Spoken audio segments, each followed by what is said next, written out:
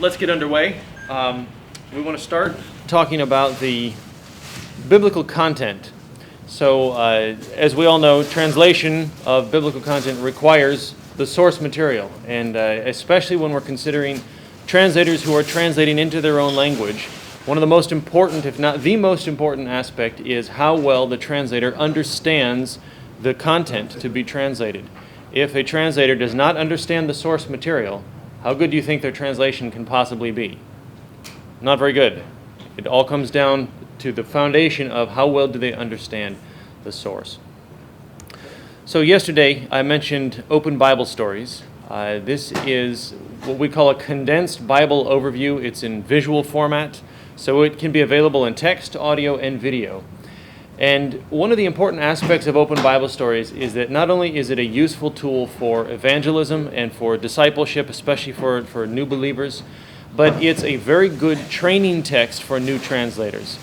It was created specifically to enable people to learn how to translate biblical content as easily as possible. So the sentence structures are intentionally designed to be easy to translate, and it's already broken up into segments that are about the right length for a translator to translate effectively. This is intended to move very rapidly. The translation of Open Bible Stories can proceed very quickly. We've seen some even solo translators who have done the entire Open Bible Stories in as little as 2 weeks or 3 weeks. That's not normally how fast it goes, but it is possible given the way that it's been designed. Now, we've talked a fair bit about the Unlocked Literal Bible. We talked about what unlocked means, that it's released from restrictions. And it also is kind of giving an idea of the goal here is to unlock the meaning of the original languages. So the literal Bible is what we call a form-centric translation. It's designed to provide a clearer view to the lexical underpinnings, the foundations in the original languages, and also a little bit more of the structure. Now, it's important to understand that the ULB, the Unlocked Literal Bible, is not intended to be a standalone text. It's not designed to function by itself. It's part of a total of 3 resources, including the UDB, the Unlocked Dynamic Bible, and translation notes. Does that make sense? That it's not its own thing. You don't just take the ULB and translate that. The goal is that it would be part of 3 pieces. So the Dynamic Bible is more of a function-centric translation. The focus here is on enabling the translator to understand the meaning of the passage, to increase the comprehension. Let's take a look at how that plays out with a verse, Romans 8:31. So let me just read the ULB on the left. What then shall we say about these things? If God is for us, who is against us?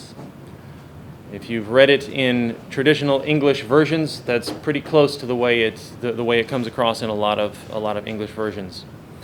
But then look at what the UDB does to increase the clarity and the comprehension for the translator. The UDB on the right. So I will tell you what we must learn from all these things that God does for us. Because God is acting on our behalf, no one can win against us.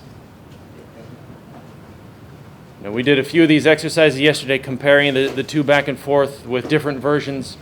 You see the different functions here of the ULB and the UDB, and you see how they work together. What do you notice about, well, there's some obvious differences and some subtle differences between the two. Anything stand out to you? What do you see?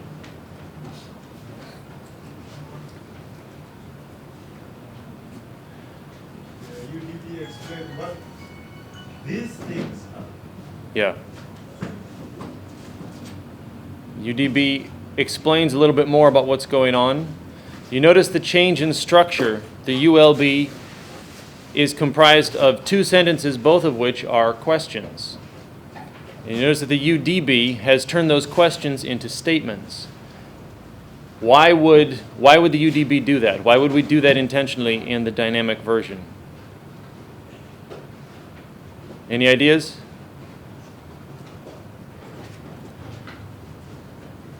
Simply put, Easy to understand. it's easy to understand. It sounds to me like in verse 31, it's almost a rhetorical question. If God is for us, who can be against us?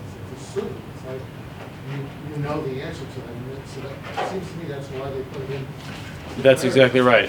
Rather than, They're rhetorical questions. The answer to the first one is, what then should we say about these things? It's a question. If God is for us, who is against us? Also a rhetorical question. They're statements in question form. And that's a device that's used in the Greek New Testament, in the language of the day, that was very common, and it was understood. The challenge is that some languages do not have a rhetorical question construction in their language. And these might come across as actual questions where the author doesn't know the answer, and he's trying to find out what the answer is. Well, obviously, that's not what's happening here. The author clearly knows, Paul knows the answers to these questions, and it's assumed that the reader does as well. So in order to accommodate languages that do not have this construction, the UDB provides an alternate rendering that explains what's going on. It's important to understand that UDB is not a paraphrase in the sense of it's just providing commentary or interpretation. It's intentional in how it goes about expanding the information, clarifying the information rather. It uses more words, as you can see. We talked about this yesterday. In some cases, it can go double the length of what's in the ULB, all for the reason of increasing comprehension for the translator. Is it okay? For instance, in the original text, it is in the interrogative form, and then we just make a merely statement. Is it okay to do that? Is that your question? That's a very good question. Is it okay to translate it? Because in the original, it is in an interrogative form. Is it okay to change that in the translation so that it's in statement form? What do you guys think? I'm not easy to do that. Okay.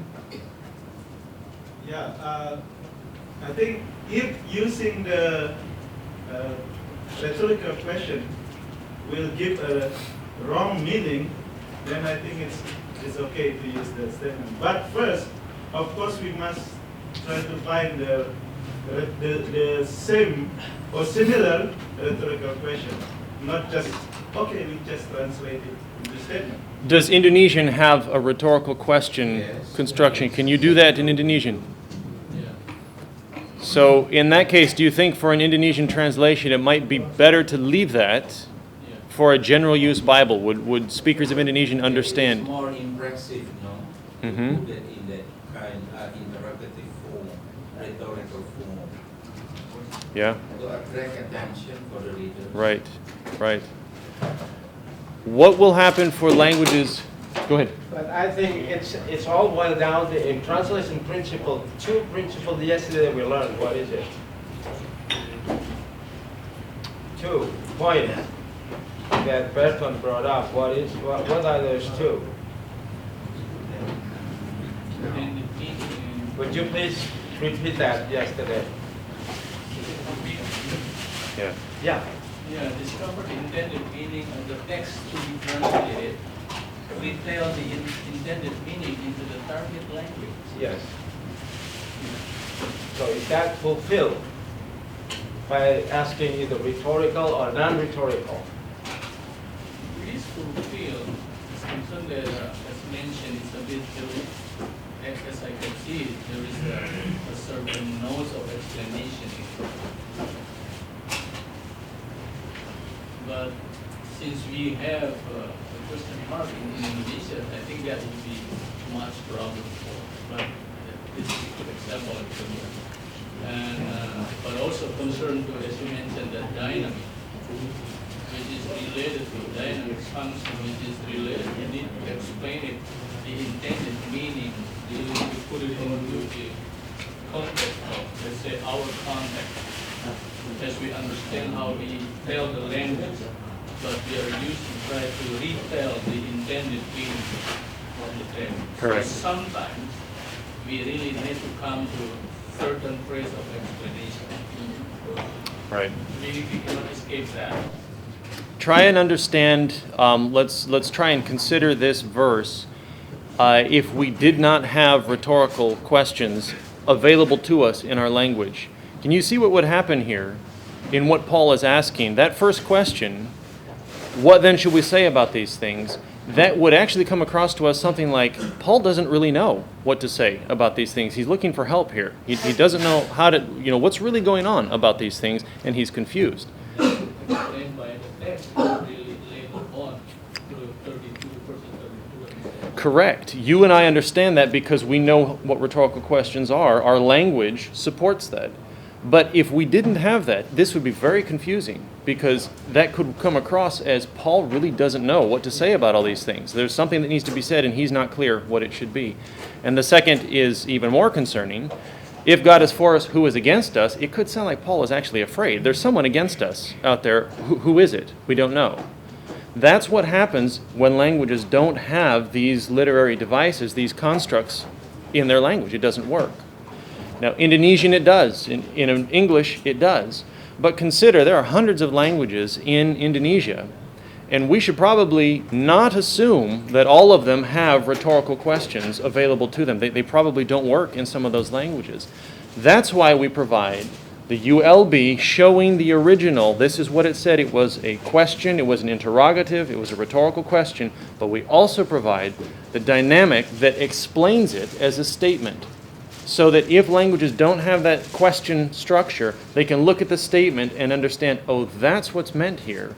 We should translate it that way. Is there any way when you say it's already mentioned as a dynamic, is there any way you kind of put like a footnote or a certain explanation just concerned with, because in case later on those who are studying, Yes. they say when you already translated, it's already there and maybe they're using it.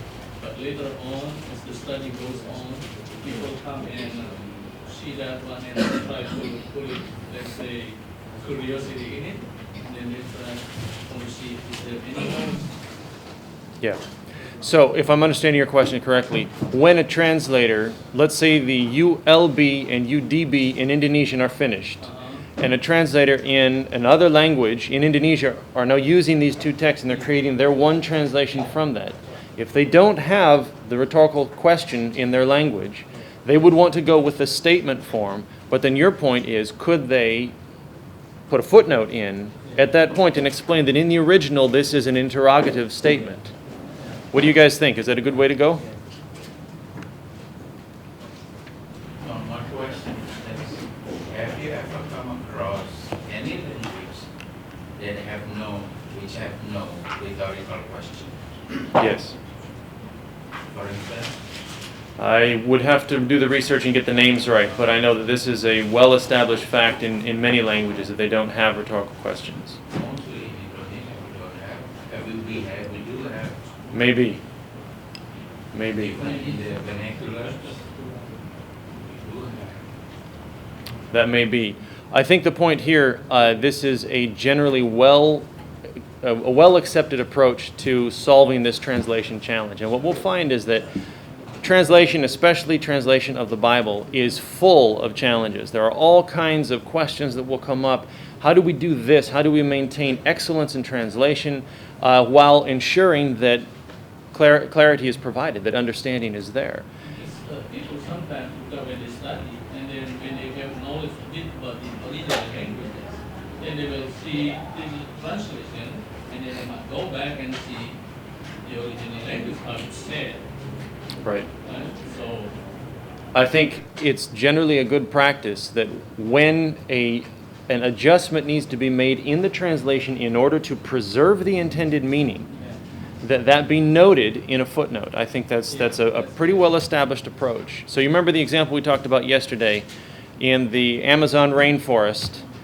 Can we translate that the wise man builds his house on the sand and the foolish man builds it on the rock, because in that cultural context, that preserves the intended meaning, even though it's a direct opposite of what Jesus actually said in the parable? What do we do in a situation like that? If you translate it exactly as it says, it will have the opposite meaning, and it will confuse people. Only a fool would follow Christ. I mean, that's what it would sound like. We don't want to say that. That's not true. Right?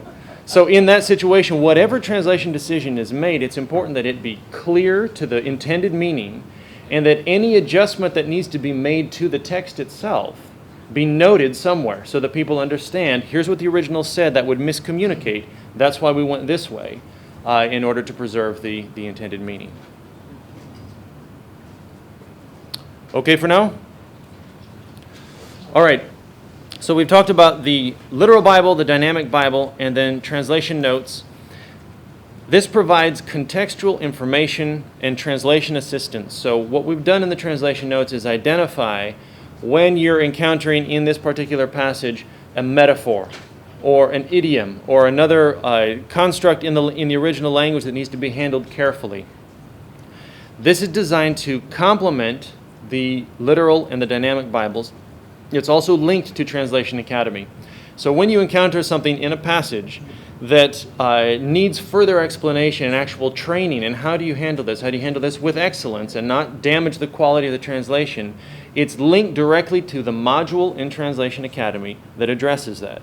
So whether you've studied that before and just need to remind yourself of how you can approach this, or you've never seen it before, you need to learn, it's directly linked. And we'll look at how that works a little bit later. What if we, for instance, we just translate according to the original text, and the explanation we put it in the parenthetical form right after the text? You mean inline? So you translate the original and then explain what it... Instead of putting it in the footnote. That would be a decision that would need to be made by the translation teams in coordination with the church leadership. The challenge there is that it can make for a very cumbersome translation, that you have one phrase that doesn't make any sense followed by a phrase that tries to help explain what it is in a parenthetical comment. That can make it very easy if you're standing up to read and it sounds like you're asking a question that Paul doesn't know what's going on in this passage, and then explaining, no, actually he does, and here's what he means. That can be difficult to balance, but ultimately this would go back to the church leadership. What's going to work for them? What supports the integrity of the text, the clarity of understanding in a way that that works in their context, that remains faithful to translation principles? Tim, Yeah. is this not also why you have translation notes that go along with what we are translating? It's kind of, it provides the same information for to help the translators. Yeah, that's the challenge is everything you put in a footnote is not going to be read in general use. When you're standing up in front of the church to read the passage for the day, generally you don't go down and read the footnotes as well. And this can create some complexity. Some people want to have it all in the text. Others want to have more in the footnote to keep the text cleaner.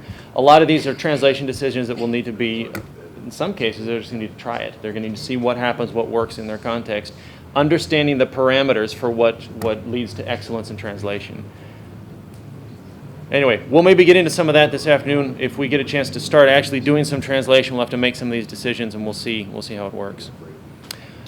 Okay, so go ahead. The most important thing is that we try to communicate the intended meaning, but also trying first to find the closest equivalent between the two languages. I mean, if we have a rhetorical question, then use it. That's right. But if not, use it. Don't use it. Right. Right. Because, what's the most important thing? Correct. I think it's the meaning, the intended meaning. The interesting thing, just along those lines, that's a good point. If the language that has the same ability or the same structure in a certain form as the originals, by all means, they should try and line that up as closely as they can. So if it has rhetorical questions, use the rhetorical question. As you pointed out, there's a lot of strength in that. It's a construction that carries a lot of weight. So if you can do it, you should do that. The challenge then becomes, if you don't have it and it's the original, then what do you do? But one of the things that we've found is that English doesn't always carry a lot of the same constructions from the original into English. We've had to make in the English translation some adjustments even in the English, and some other languages actually are closer to the original in terms of how they can structure things, the figures of speech that they use, which is why, and we'll see some of the tools that we're providing, enable translators to get all the way back to the originals and line their translations up as closely as they can with some of the constructions that were in the original. So that's a good point. Thank you. All right, so as we mentioned, the literal dynamic Bibles and translation notes are designed to work together. They're complementary to each other. We've tried to make them very closely connected so that they're not redundant. If it shows up in the literal Bible, it's not necessarily going to show up in the dynamic Bible, and the translation notes then probably won't include it either, unless there's an explanatory note that is needed. So just remember, those three are designed to work together. When you are translating into Indonesian and creating the source materials for translators into other languages in Indonesia, keep this in mind. When you're translating the ULB, you want to have reference to the UDB as well and translation notes and ensure that the three are working together in balance.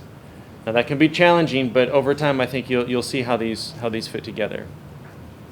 Okay on those?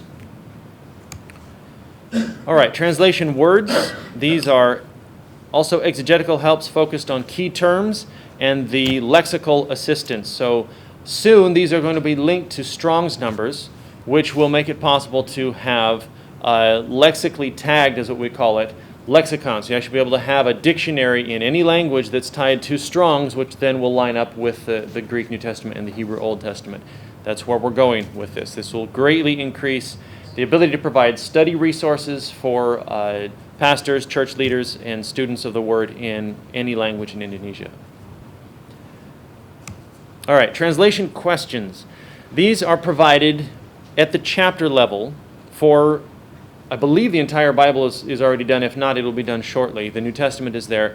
These are designed to provide questions that you can use to check your own understanding of the translation, but then also specifically when you go to check, did others understand what was translated?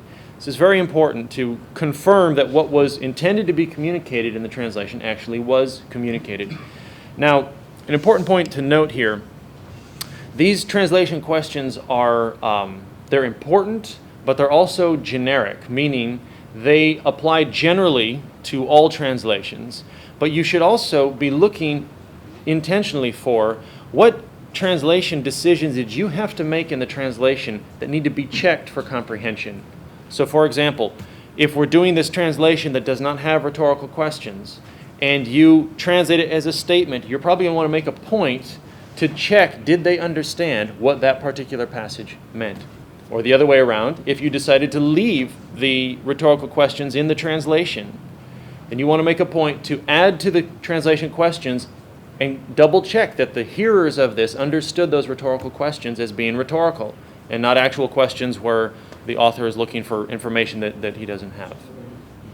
So the point here is translation questions are important across all translations, but then you should plan to add to them to ensure comprehension of all the details in the translation as it's completed. Okay, let's move on to the unlocked Greek New Testament. I had a good conversation yesterday regarding which New Testament is this? Which Greek text is this? Some of you, I think, are familiar with the discipline of textual criticism and trying to identify what was the actual original Greek New Testament. I dabbled in that a little bit in college. I found it fascinating, but then moved on to other things. So I know just enough to understand that it's an issue. We have people who are very focused on this, building this New Testament. Here's an important thing to understand. The degree of difference between all the textual variants, as it's been explained to me, in terms of significant differences, we're talking about 2% of the New Testament that's actually in discussion. So we're saying 98% identical between the Textus Receptus and most of the critical texts. Very, very little is actually in discussion. So that's an important point to understand. For our purposes here, the Greek New Testament is an eclectic text that's being built from public domain resources to begin with, and then all the decisions being made for what the rendering of the text actually is are perfectly transparent. Every decision is weighted, and that method is very, very clear. We're not going to go into details on that here, just so you know. The alternate readings are being provided in the footnotes in the apparatus. So if the Textus Receptus has something else, you'll be able to see what that is. If the Nestle-Aland text has something else, UBS text, etc. The goal here is that this would be very, very reliable and completely transparent as to the decisions made in it. Now, as we mentioned, lexically tagging, this has to do with identifying every single word in the text according to what its root is, and using a common numbering system for all of those so that you can see at a glance where does this key term show up across the entire New Testament in whatever form it shows up. We're also morphologically parsing. This has already been done for us by other projects, and that means when you tap on a word in Translation Studio, tap on a Greek New Testament word, it will show you the part of speech and all the morphological aspects of it. This is a future tense verb. And soon we'll be able to also provide why is the future tense important, what does it mean compared to, say, the aorist tense or the pluperfect or all the other tenses that are available. Any comments or questions on the Unlocked Greek New Testament? We'll show you a demo here in just a second about how that will work. Closely connected to the New Testament is the Unlocked Greek Lexicon. The goal here is to provide a Greek lexicon in every gateway language and then in any language on the other side of the gateways that wants one. So a minority language, a pastor of a language that has 1,000 speakers, if that pastor wants a Greek lexicon in his language, he can have it. And we're creating a process where translating the key terms will automatically generate this lexicon. All right, that's the New Testament. Corresponding to that in the Old, we're developing the Unlocked Hebrew Bible. Actually, it's pretty much done already. There's not nearly the textual criticism issues in the Hebrew Bible as there is in the New Testament, and then also the Hebrew lexicon. Okay, that covers the content pieces that are being created. Any questions on those before we move on to translation tools? Is that clear enough for now? All right, good. Go ahead. I just want to know whether you said there is a theological check, and how about the historical check?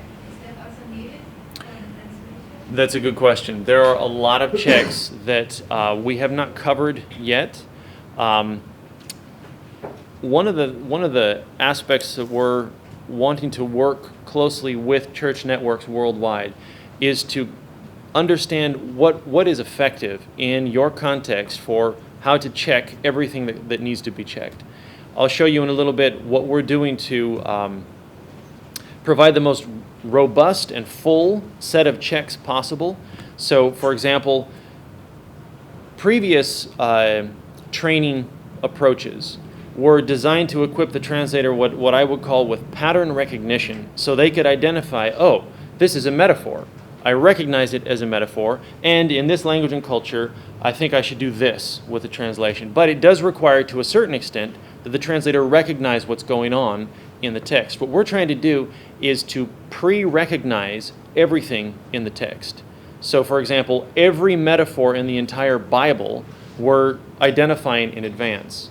And what that does is provide the translator with a complete checklist of everything that should be checked. The goal is when they get through the checking process, they will know objectively that they have checked what needs to be checked to ensure that this is a quality translation.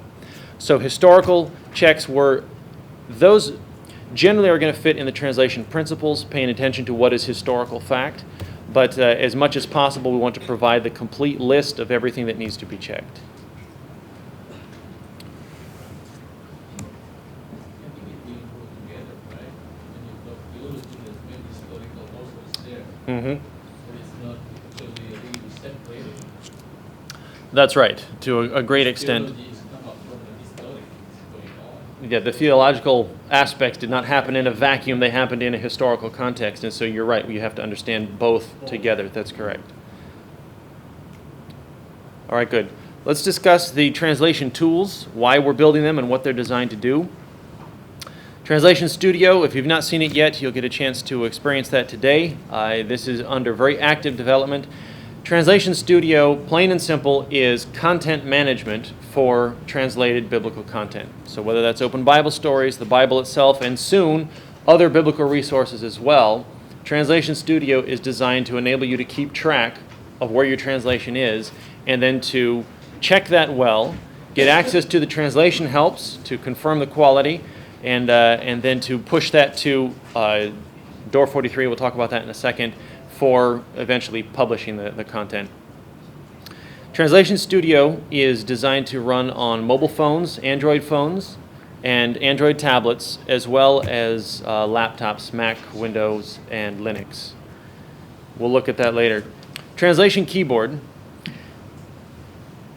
Have you ever seen languages that have characters that don't show up in the Indonesian alphabet? So maybe they have a diacritic of some sort, or they have little marks or things that don't show up on standard keyboards. How are you going to type those? If you're trying to input this translation and this language has some of these obscure characters, you're going to have a way to type those in, and they may not show up on a standard keyboard. Translation Keyboard is designed to provide, it's got a web app where you can create a custom keyboard. You can put in whatever characters are needed from the entire Unicode set, and you can have the diacritics, you can have the accent markers, whatever it is that the language needs, and then you can download that keyboard to your Android mobile phone or tablet, and then you can type using that language. So it's fully functional. Should you encounter in translation projects translators that need that for their language.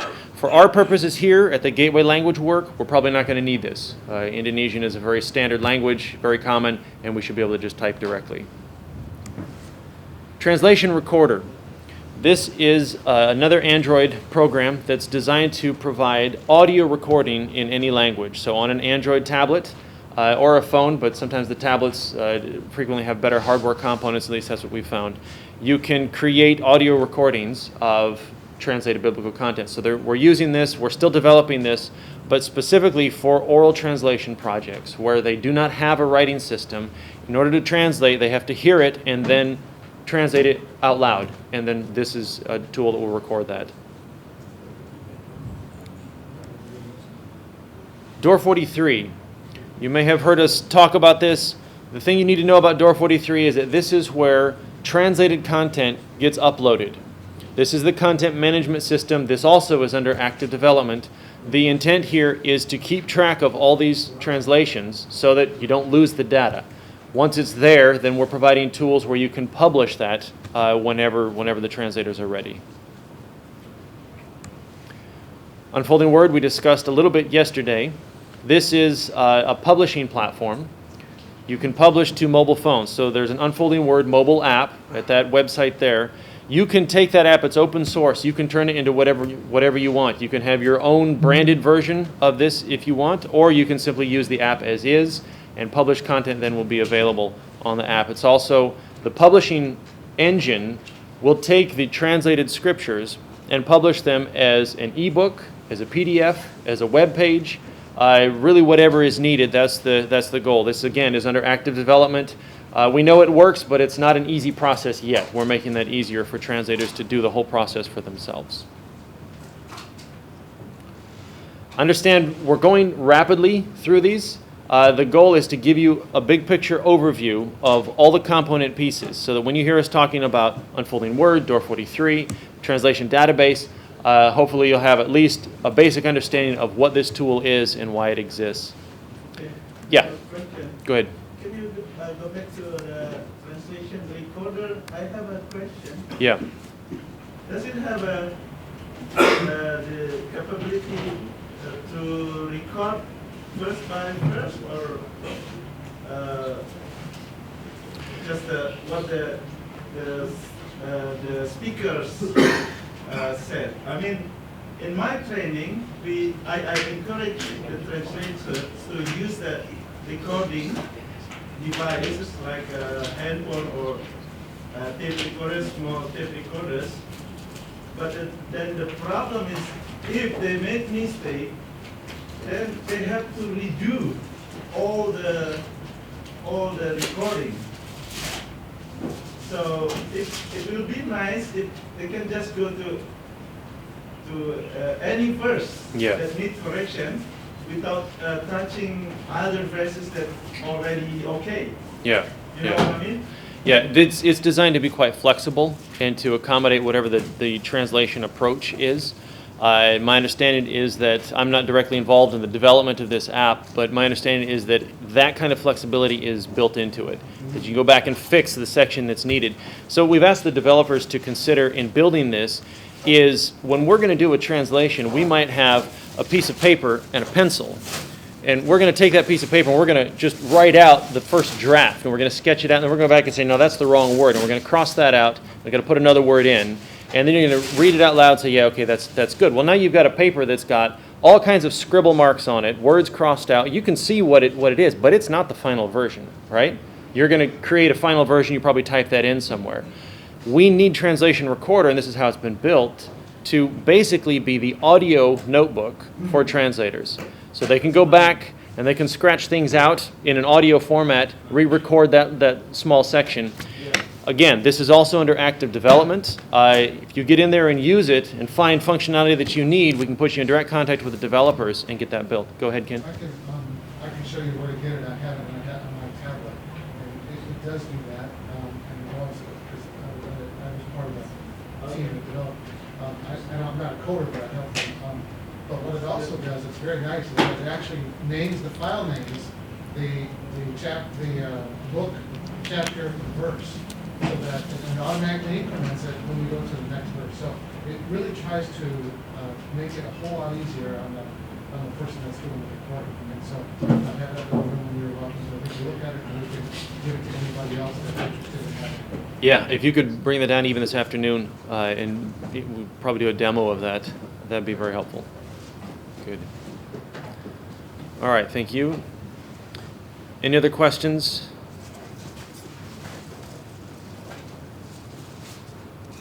All right, translation database. One of the challenges that we encountered early on when we started considering church-centric Bible translation, that is, what would the world look like if every ethno-linguistic church worldwide were responsible for their own Bible translation, had the tools that they need to translate. We recognize that one of the main challenges we'll have is identifying languages. And beyond that, identifying dialects. And beyond that, identifying which translation goes with which language and which dialect. We have international standards for language identification. Any of you familiar with the ethnologue codes? Bertone, you probably encountered that. Very helpful resource, except that it's difficult to keep it up to date. And I used to be a language surveyor, and so we would go out, and part of our job was to try and find out how accurate our data was, and frequently found it was not very accurate. There were new languages that we had not been aware of, and there were languages that had since died out or merged with other languages, and our view of what the world looked like in terms of how many languages are out there and who they are was frequently not very accurate. When we start talking about equipping the church to do their own translation, we are encountering situations where the church says our people group has 4 dialects, and each one of them needs their own translation. And the beautiful thing about the Gateway Languages strategy is that's perfectly okay. The church is in the driver's seat. They're the ones responsible. It doesn't matter if they have 4 or 400 dialects. If they want a translation in each one, they can do that. With the resources available at the Gateway language level, all of those translators can work together to create their own translations in their own dialects. However, in order to publish that and to assist the church in that, we need to keep track of what those dialects are. So we're letting the church identify those for us and then reflecting that in how things get published. Now, interestingly, we also find the reverse, where the church says, we are one people group, 3 dialects, and we want one translation that serves all the dialects together. And you know what? That's also okay. The church can do whatever they want, whatever is going to meet their needs most effectively. So translation database is intended to provide language identification both from the outside perspective, here's what we know about these languages, or at least here's what we think we know, but also from the inside perspective. What does the church understand about their own language? Maybe the language name that's used from the outside is not the right name. or maybe it's spelled wrong, the church can fix that. Here's another challenge that we found, though.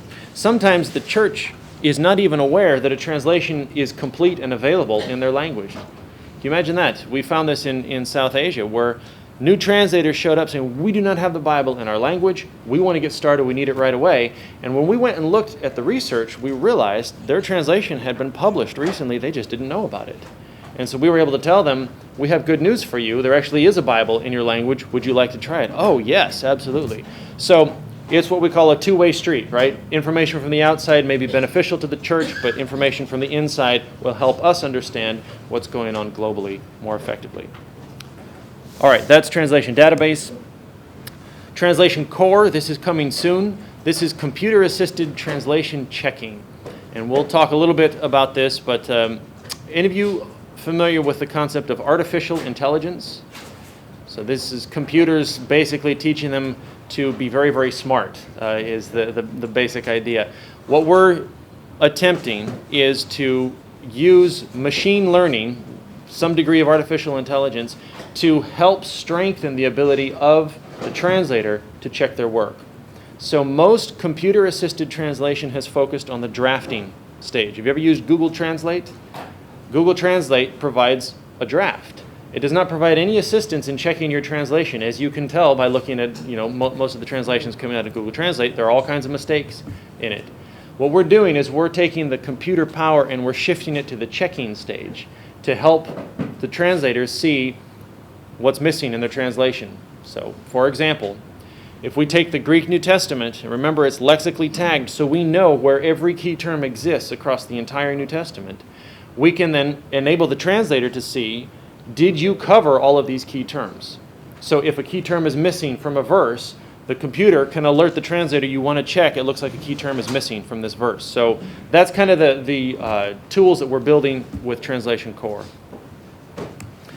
Translation Manager also coming soon. Just to let you know, this is basically going to be a web application that will enable translation teams to manage all the users in their particular workflow. Who's working on what chapter, when are we going to publish, all of that will be handled in Translation Manager.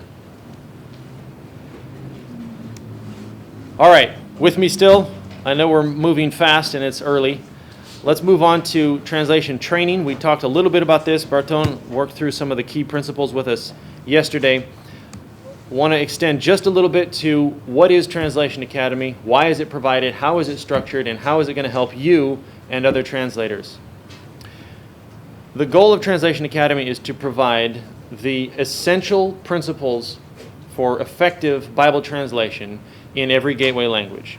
So what we've asked professional translators, people with lots of experience in the biblical languages, to condense the core principles of translation into this resource. We're using a modular design, meaning each section is designed to stand by itself. It answers one question and provides examples for how that principle is applied. These are the 6 main sections of Translation Academy. The process manual talks you through start to finish. How are you going to do a translation? The translation manual teaches the principles of translation. Checking teaches you how to check with confidence and reliably. The technology manual gives you an introduction to the software pieces and the tools that will help.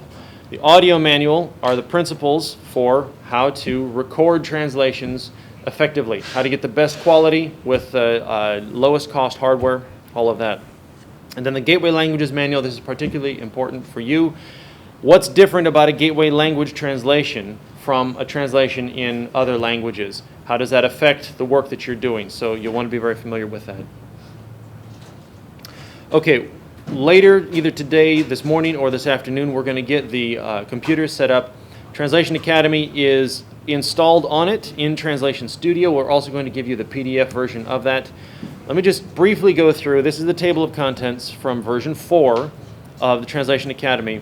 Go through the component pieces so you see how they are structured here. So the process manual, this is the high-level overview, start to finish, all the details. You're going to want to be very familiar with this to keep you on track through a translation program. The translation manual, volume 1 and volume 2. So Some of these we have in 2 volumes to provide the basic foundational training, and then more training beyond that that you may need but you may not. So these are the terms to know, the difference between a meaning-based literal translation, how to use translation notes, translation words, figures of speech, unknowns, we'll look at that in just a second, and then grammar topics as well. Now, you probably cannot see that. I can barely see it from here, so I'll just tell you what's going on there. One of the biggest challenges for translators is how do you translate unknown concepts? So, in this module, Translating Unknowns, it's going to provide, here's the question that this module answers. So the question is, how can I translate ideas that my readers are not familiar with? So for example, some cultures do not have sheep. What are you going to do when John the Baptist says, "Behold the Lamb of God who takes away the sins of the world"? Now what do? Is that meaningless? It might be. What's a lamb, right? We didn't have sheep in our culture. Maybe they're just not familiar with this animal. What are you going to do? And in their culture, they have a lot of pigs. Can you say, "Behold the pig of God"? Who, why or why not? These are all real principles that have to be addressed. Because when you're trying to keep that meaning intact, you're going to have to weigh all of these in the balance. So this module will talk the translator through what are you going to do when you don't have a particular concept in the culture. Then it's going to provide a description, an overview of the translation issue addressed in the module. Then it's going to explain why this is a translation issue. It's going to describe how this issue, if you don't address it, could negatively affect a translation. If you don't if you don't deal with the issue of "Behold the Lamb of God," what's going to happen? Might not make any sense. Might sound like what? It's a joke, or what's going to happen? How is the meaning going to be effective if you don't deal with that? Then it'll give you the translation principles, the principles that are going to guide how you handle this as a translator. So this is going to provide the right-hand side of the road and the left-hand side of the road. If you go outside, you're going to be in the weeds, right? Crash into a rock or a tree. If you stay in the middle, you're going to be on the road and it's going to be okay. So those are the translation principles. Then, very helpfully, it will give you examples from the Bible. Not every example, but examples that will explain the problem. And then it'll show you the translation strategies. So these are the 5 ways that we can deal with this. 1, 2, 3, 4, 5. You can do this, or this, or this, or this. And then finally, it's going to show the examples from the Bible that it gave as, here's an example of this problem, and then each of the translation strategies applied. How would you handle it? And then it'll show you how it's done. That's the structure of the module. We may go into more detail on that later this afternoon. For now, we'll keep moving. All right, the checking manual. This is very important, especially for those of you that are church leaders. You're going to need to understand this because the whole checking process, the paradigm that we're using, is based on the authority of the church leaders, the leaders that God has put in place. And so you're going to need to understand how this process works. You need to understand the principles of translation and then understand the structure that we're using to rely on the church's authority for checking and affirming the quality of these translations. In the checking manual, it's going to describe the kinds of checks that are done and who's responsible to do them. Specifically, we're looking for the accuracy, the clarity, the naturalness, the acceptability of the translation, and then the completeness. Did we cover everything in this? All right, then I want to show you the example of what we call the checking rubric. And this is available at unfoldingword.org/quality. It is not the rubric, it is a rubric. And a rubric is basically a system for identifying the quality. Is this where it needs to be or not? It's basically a self-assessment. So number 4, accuracy. Let's consider these factors that would affect the accuracy of a translation. So the goal here is, in accuracy, the translation communicates what the originals communicated. And what we do with the rubric is we're going to take each one of these criteria and we're going to weight it. Either a 0, it doesn't do it at all, or a 1, it does it kind of, or 2, it's fully there. It addresses this completely. So consider the first one. Let's say we're checking a chapter at a time, which is what we recommend. A complete list of all key terms in the source text for this chapter has been used to help ensure all terms are present in the translation. Now you, as one of the checkers, you're going to confirm, yes, in fact, a list of the key terms in this chapter was used to ensure that all of the key terms show up in the translation. And if that's so, you would circle the 2. That's the highest level for that. If you didn't have that list, or you're not quite sure if it was used, or you have some doubts about it, you would circle it as a 1. If no key term checking had been done, you would circle it as a 0. As you go through the checking process with this rubric, you're going to grade each one of those factors. So the next one, all key terms are translated correctly in this chapter. If you're very certain all the key terms, we've done a lot of work on this, we're all in agreement the key terms are there and they're correct, you would circle that 2. If there's still some doubts, you think it's okay, but maybe not, you would circle it a 1. As you go through the rubric, then you're going to add up the score to see approximately how good is this translation. If all of them are 2s, you can be pretty confident that this is a high-quality translation.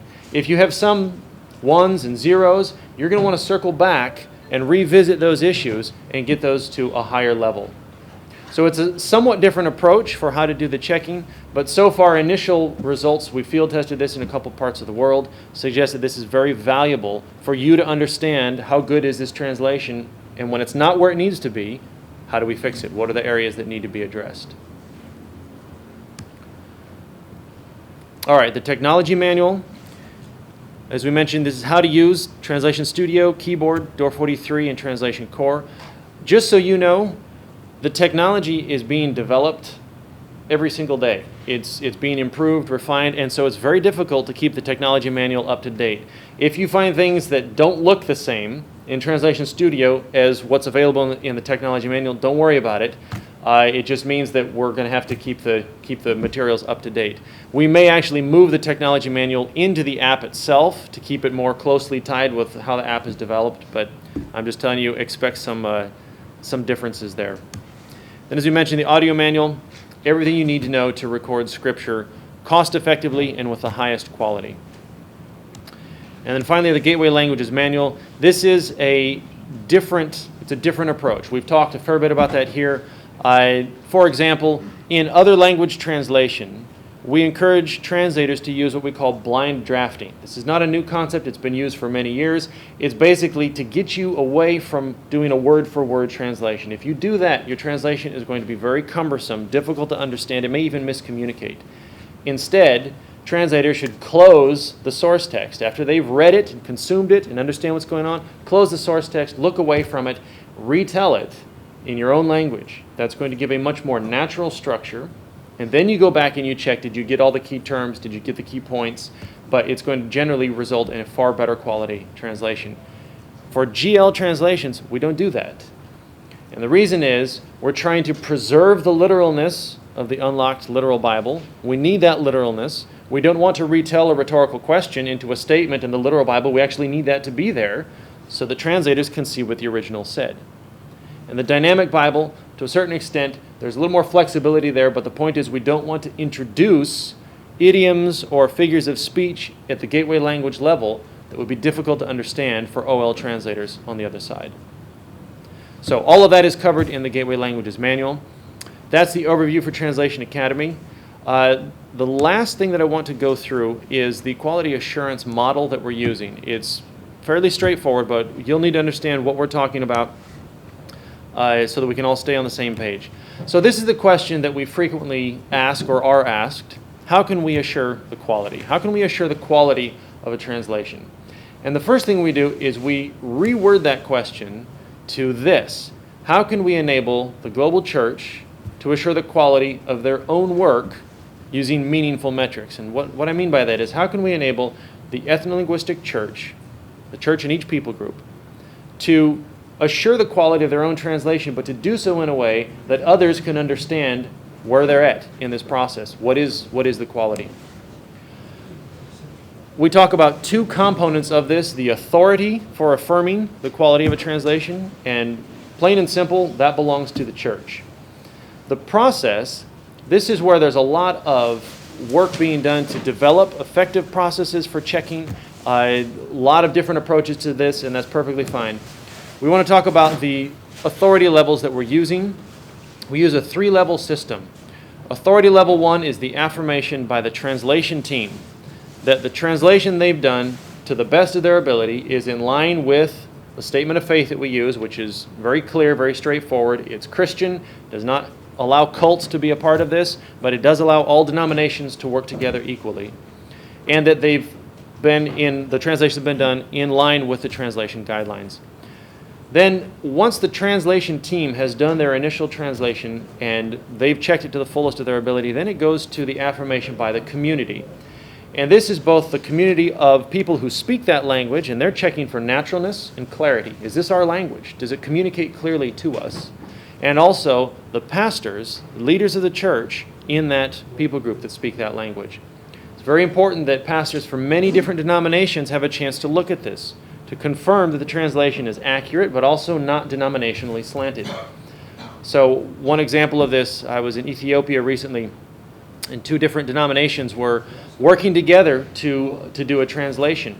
And the one denomination was doing the draft, and the second denomination was checking their work. And they worked very well together. And one of the passages, I believe it was in Mark, has the phrase, the baptism of repentance, which, let's face it, that's a pretty complicated theological concept, no matter how you look at it. And what the initial draft had was, repent and be baptized. Now, I don't have a problem with that concept, repenting and being baptized. I think that's pretty biblical. But the problem is, that's not what the text said. It had this baptism of repentance. And so there was an interpretive element that had been introduced into the translation by the church network that was doing the drafting. Now, theologically, we may not have a problem with what they came up with, but the point is, it needs to be faithful to what the text actually says. And so the second denomination looked at that and said, I think we should go back to what the original said here and keep it baptism of repentance. They agreed, and they fixed the translation, and it's a better quality translation because of it. So it's very important that the affirmation by the community includes many different church leaders from different denominations. And then third, the highest level, is the affirmation by the leaders themselves of the church network. So at this point, we're talking about those who speak with authority for a denomination, for a church network. And this is going to be different across all parts of the world, all church networks. We're aware there's some complexity here. The point is, we're not encouraging people to do translations off by themselves, for themselves, disconnected from the greater church. So the leaders that they serve under should have a view to what they're doing. The goal is to provide a framework for understanding what is the degree of authority that has spoken into this translation, has affirmed the quality, both for the church internal to the people group, and also for what we call the church external and the historical witness of Christianity through the ages, so established Christian doctrine. That's the intent. And so far, it seems to be working fairly well. Any questions on this?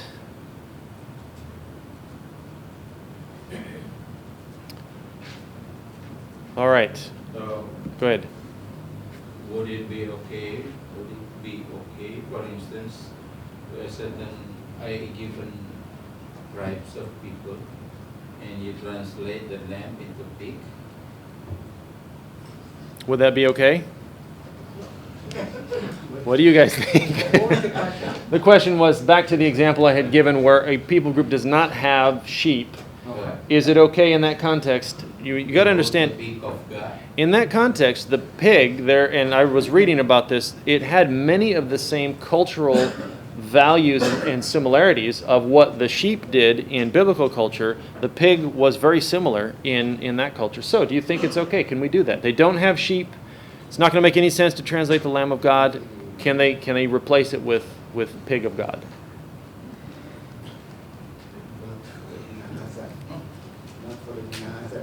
Yeah, for the Muslim.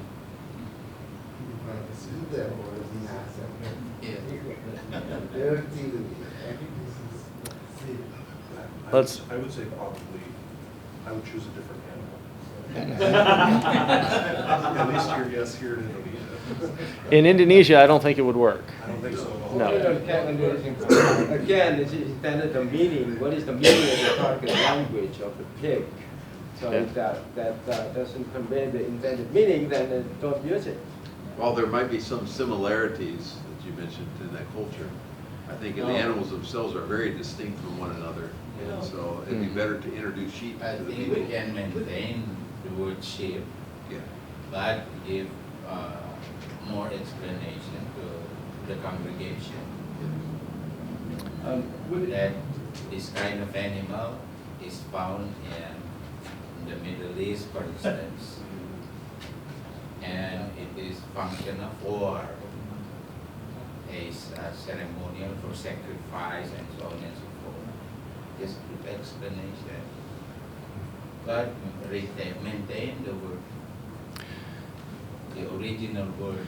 It's a little bit challenging because the concept of the sheep goes all through the Bible, from the Old Testament to the New. There's so much theology weighted on that if you don't have an identical drop-in replacement, I mean, can you have a spotless pig, right? Where sinless, blameless, that was the part of the point for the whole sacrificial system, and Jesus is the perfect Lamb of God, right? So that one starts getting a little further out where there's some baggage with that. There's some problems if you try and do a drop-in replacement. Would it make any sense then to give a explanation of, in this particular case, the significance of a lamb and what it is, and to describe it, and so that therefore you can carry forth that term throughout the rest of and just nail it right at the beginning? That's a good point. And here's another one that ties closely to that.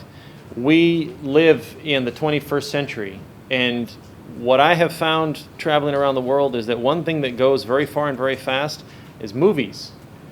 And increasingly we're finding that it is rare for people to have no exposure to new concepts that don't exist in their culture, like sheep. All it takes is a couple movies that have something along those lines and they'll know what it is. Also, education is generally getting better worldwide, at least access to it.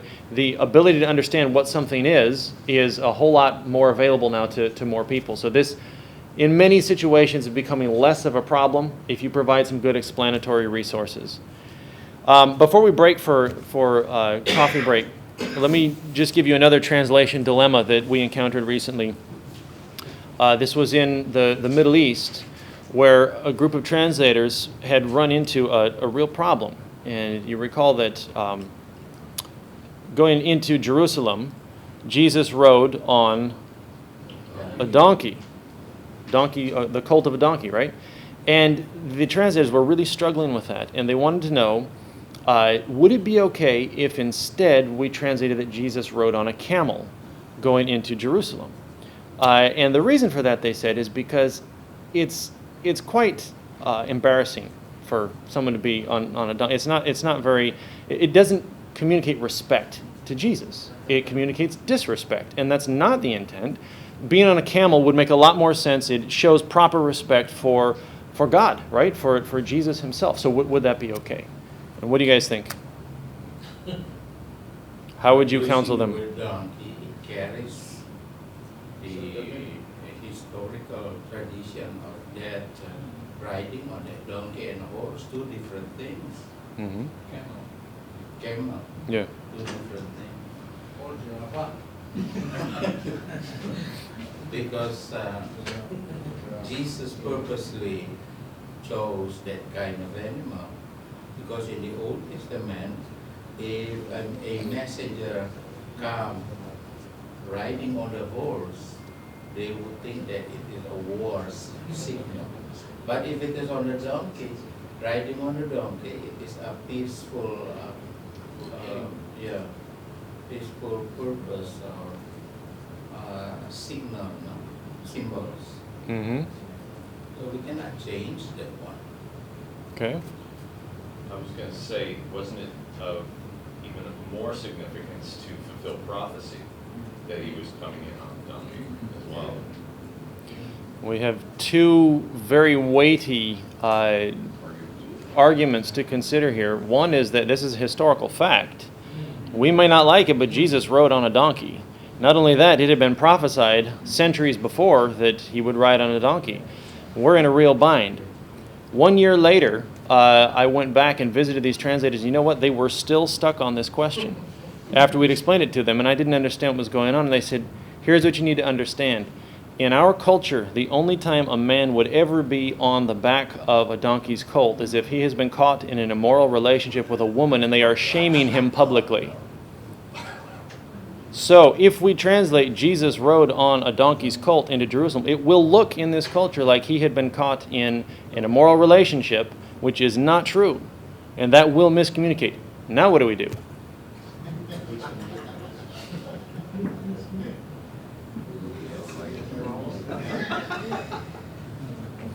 All right, let's go to coffee break. You think about that, and we'll come back and discuss it.